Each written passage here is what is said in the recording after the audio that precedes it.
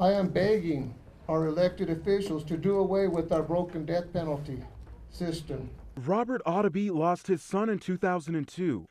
His son was a Colorado corrections officer who was murdered while on duty.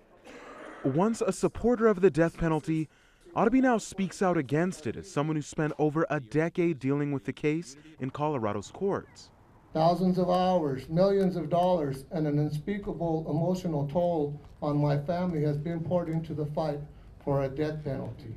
Justice delayed is not justice. Dozens spoke alongside Audeby in support of the repeal, echoing his concerns.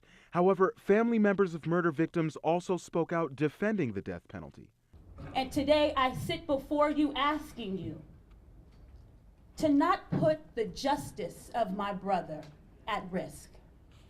Maisha Pollard, whose brother Javad was murdered in 2005, says the death penalty is a way to ensure full justice for those taken by violent crime.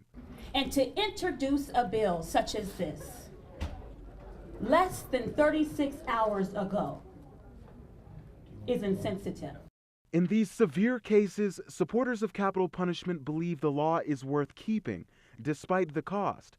An opinion shared by Colorado District Attorney George Bratchler. And taking away the death penalty makes it very difficult, if not impossible, to achieve justice on the worst of the worst cases that take place in our community. Bratchler, who would decide whether Aurora shooter James Holmes would be tried for the death penalty, considers this bill to be a way out for Colorado's worst criminals.